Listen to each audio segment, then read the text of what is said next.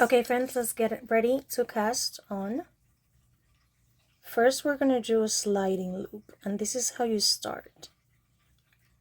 You start with the yarn folded, and you hold these two ends here, this end and then this part, right? And you can make this as big or as small as you would like.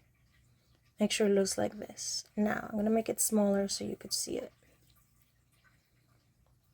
This part, we're going to make sure we can open and close our fingers, right? Without losing it back here. So once you figure that out, you're going to twist, right? I'm still holding this too. And I'm going to pick the yarn here.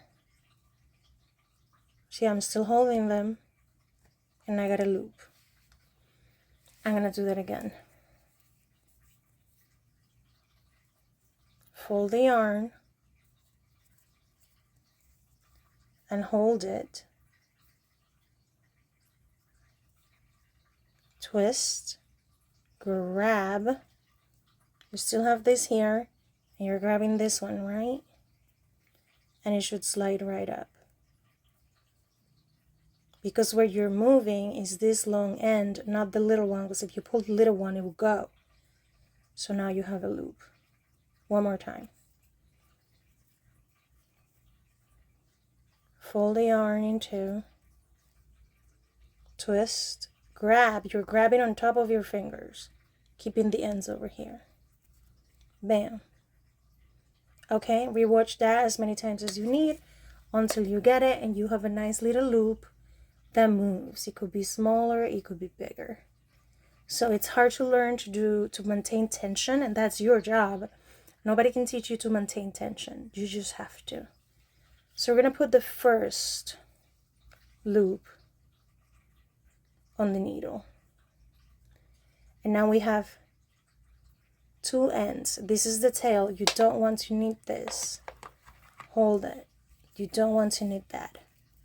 Eventually you'll leave it behind, but for now you need to hold it so that you can work with your working yarn. This is called your tail yarn, and this is called your working yarn.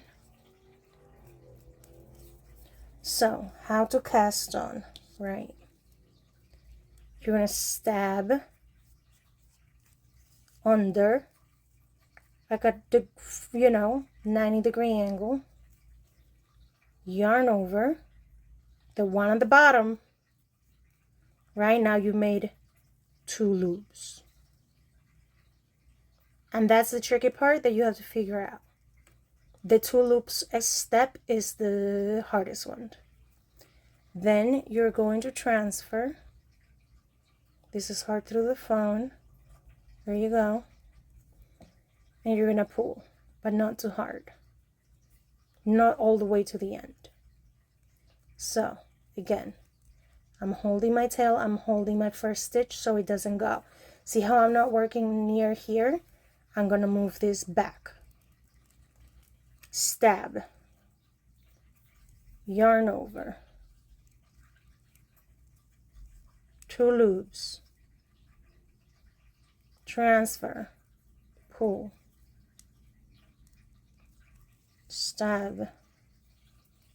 Yarn over. Two loops. Transfer. I lost it. I got it back. Stab. Yarn over. Two loops.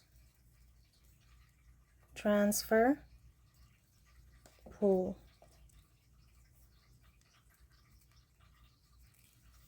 Stab. Yarn over. Two loops. Transfer and pull. Again, stab, yarn over. So to bring it through the first loop out of the second, bring the second loop through the first loop. Transfer and pull. Stab, yarn over, transfer, and pull. Stab, yarn over,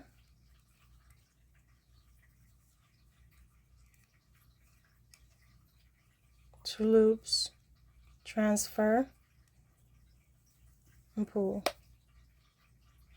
So once you have 1, 2, 3, 4, 5, 6, 7, 8, 9, 10, I'm going to put a stitch marker between number 10 and number 11. So now I know that I have 10 so far. And if I get lost, I don't have to go all the way to the beginning. I can just go back to here. And I know that I did 10 there, right? Okay, so your homework is to continue with this until you have 50, 50.